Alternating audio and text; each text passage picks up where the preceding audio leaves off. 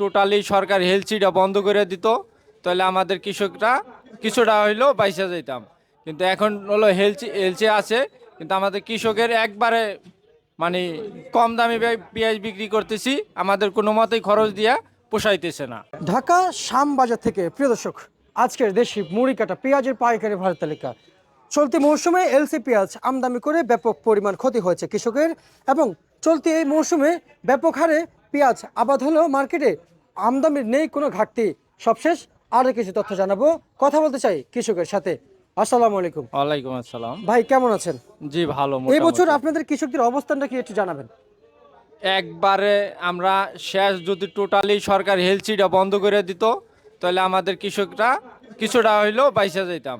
কিন্তু এখন হলো হেলচি আছে, কিন্তু আমাদের কৃষকের একবারে মানে কম দামে পেঁয়াজ বিক্রি করতেছি, আমাদের কোনো মতেই খরচ দিয়া পোষাইতেছে না। মানে এলসি আসাতে ক্ষতিটা হয়েছে। এলসি আসার জন্যই শুধু ক্ষতিটা হয়েছে। যদি এলসি টোটালি বন্ধ হইতো, তাহলে আমরা কিছুটা স্বস্তি পাইতাম। আচ্ছা, আমি আমি আপনার কাছ থেকে জানতে চাই, যখনই এলসি ছিল না আপনারা কৃষকরা তো এই হালি পেঁয়াজ দিয়ে 2025 সালে চালাইলেন, জি চলতে পারলো একবারে প্রায় আমার মনে হয় কি বেশিরভাগই বাজার চলছে 45 টাকা থেকে 50 টাকার ভিতরে মনে হয় বাজার 50 ছিল। টাকা বিক্রি করলে মানে আমাদের পয়সা না যেত না, মানে হালি 25 সালে হালি পেঁয়াজের সিজনে আর কি, সিজনে মানে বিক্রি চলছিল সারা বছর। সারা বছর। তার তো আমাদের এলসি লাগে নাই। না, এলসি লাগে নাই। তো সে গেলে বছর অনুযায়ী এই বছরে কেমন বুঝতেছেন?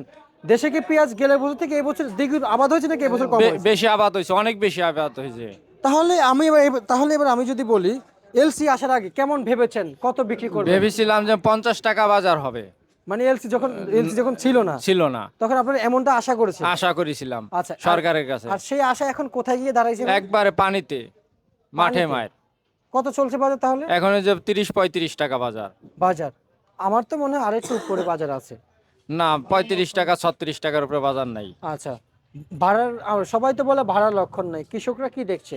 কৃষকরা তো আশায় রয়েছে সরকারের কাছে, যে টোটালি যদি হেলথিটা বন্ধ করে দিত, তাহলে আমরা কিছুটা স্বস্তি পাইতাম।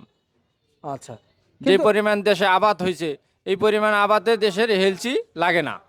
এলসির প্রয়োজন হয় না। না, হেলথির প্রয়োজন হয় না। আপনি কত বিঘা পেঁয়াজ লাগাইছেন? আমি লাগাইছি 5 বিঘা। 5 বিঘা, যাক মাশাআল্লাহ ভালোই লাগাইছেন। শিবচর থেকে আসছেন না? শিবচর, মাদারীপুর, এই শিবচর, শরীয়তপুর, শরীয়তপুর, এই এই এই দুই জেলার এবং এই দুই দিকের পেঁয়াজগুলো এবং ফরিদপুর ফরিদপুর সবার পরে উঠে আসে কেন? সব আমরা আগে থেকেই উঠে আসে। যেমন 1-1.5 মাস ধরে আমরা বিক্রি করতেছি, আরো 1-1.5 মাস পর্যন্ত আমরা বিক্রি করতে পারবো। আচ্ছা, মানে প্রথম ফরিদপুর, শিবচর, শরীয়তপুরে পেঁয়াজ আসে না, তখন বাজারটা একটু ভালো দাম পায়। ভালো দাম। যখন এই 2-3 জেলার পেঁয়াজ উঠানো শুরু হয়, বাজার কমে যায়। এই 2-3 জেলার পেঁয়াজ কি মানে যে 2-3 প্রচন্ড জেলা কি- পরিমাণে আবাদ হয়। মানে জেলা কি বড় জেলা? বড় জেলা, মানে আবাদ কি বেশি হয়? আবাদ বেশি হয়, পেঁয়াজ আবাদটা বেশি হয়, পেঁয়াজ রসুন। তাহলে আমরা কি 1 মাস 15 দিন অপেক্ষা করতে পারি না? হ্যাঁ, অবশ্যই।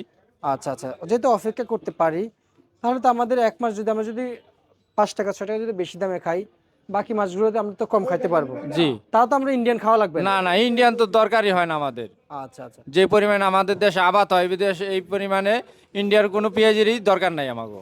একটু সার বিষের বিষয়টা যদি একটু জানাইতেন। সার যেমন সরকারি রেট ছিল 1000 টাকা, কিন্তু সেই সার কিনছি আমরা 2000 টাকা দিয়ে। সরকারি উপর ধরনের কর্মকর্তারা এই জিনিসটা সিন্ডিকেট করে টাকা টুকা খাইয়া ডিলারগো কাছে থেকে আমাদের কৃষকরা একবারে মাইরে ফেলাইছে।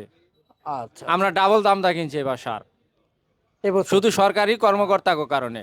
আচ্ছা আচ্ছা আচ্ছা, তার মানে আপনাদের ব্যাপক ক্ষতি করলো কৃষকদের। আচ্ছা ভাই, একটু এদিকে আসেন, আমি যদি বলি এই রসুনের দাম নতুন সিজনে যে যে দাম ছিল 110 টাকা বাজার ছিল হ্যাঁ। আপনাদের রসুনে, তো জি। আমার কাছে তথ্য আছে 110 টাকা বাজার ছিল। সে বাজার যখন এগুলো যখন বাজারজাত করার পরে কিংবা হাটজাত করার পরে, মানে হাটে যখন উঠায়, তখন কিন্তু ব্যাপারীরা কিন্তু কিনে রেখে দেয় চাঙে। কিনে রেখে দেওয়ার পরে কিন্তু আবার কৃষকও রাখে, আমরা যেটা জানি। কিন্তু যখন 6 থেকে 7 মাস চাঙে থাকবে, 1 মণ শুকায় ঘাটতি কত কেজি হবে? 1 মণ শুকিয়ে ঘাটতি হবে 15 কেজি। 15 কেজি? জি। আচ্ছা, তো 15 কেজি যদি শুকায় ঘাটতি যদি হয়ে যায়, তাহলে আজকে বাজার অনুযায়ী এই বাজার থাকার কথা ছিল কত? এই বাজারে 100 টাকা থাকলে আর কি কৃষকের পোষাইতো, যারা রাখছে তাদের পোষাইতো। কিন্তু এখন সেবার রসুন হলো 50 টাকা। 50 টাকা? 50 টাকা। আচ্ছা আচ্ছা আচ্ছা আচ্ছা, 50 টাকা। সেই 100 টাকা কেজি হইলে কৃষকের চালানটা বাঁচতো, মানে লসটা হইতো না।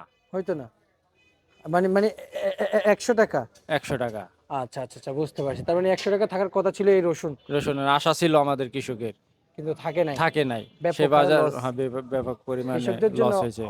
আমিও অবশ্যই দুঃখিত, কারণ কৃষকরা আসলেই আমাদের দেশের জন্য অনেকেই কষ্ট করে। আমরা আপনাকে ধন্যবাদ জানাচ্ছি ভাই। এই ছিল আজকে সর্বশেষ ভারত তালিকা।